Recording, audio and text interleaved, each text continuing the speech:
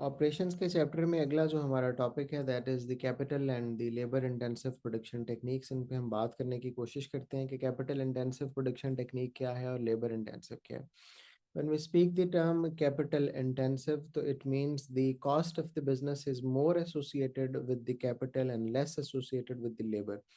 अगर हम उस बिजनेस की कॉस्ट कैलकुलेट करेंगे तो उसका जो मेजॉरिटी ऑफ द परसेंटेज होगा that will be based on the capital rather on the labour.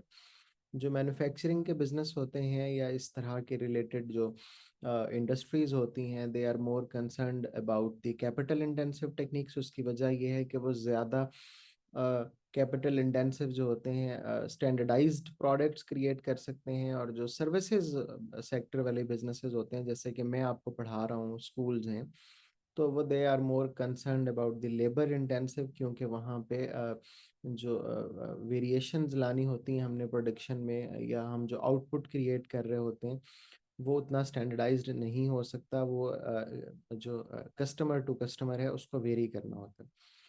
तो talking about the capital intensive, तो ये वो प्रोसेस हैं that use the large amount of the investment to produce goods and services. और वो investment किस पे की गई होती है? फिक्स्ड एसेट्स पे की गई होती है, जैसे कि प्रॉपर्टी, प्लांट, इक्विपमेंट वगैरह, मशीनरी पे। अगर हम कैपिटल इंटेंसिव अपनी इंडस्ट्रीज के अंदर यूज़ करेंगे तो उसके क्या एडवांटेजेस हमें ऑब्टेन हम कर सकेंगे? Production can be continue 24/7। उसकी वजह यह है कि machines do not need breaks, वो कॉन्टिन्यूसली प्रोडक्शन करती रहती हैं। They do not ask for sick leaves, और उनको कोई हॉलीडेज भी नहीं चाहिए होते। अगर हम कैपिटल इंटेंसिव पे प्रोडक्शन करेंगे तो हम बहुत प्रिसाइज और एक्यूरेट प्रोडक्शन कर सकेंगे। मशीन्स डिनाई नहीं करती कि जो स्केल आपने एक दफ़ा उन्हें मेजर करके दे दिया उस स्केल से वो हट के कुछ और प्रोड्यूस करें। Until there is software fault वो उसी स्केल पे प्रोडक्शन करती रहती हैं। तो मशीन्स बहुत ही प्रिसाइज प्रोडक्शन करती हैं, एक्यूरेट होती है, टू द पॉइंट होती है। ओके।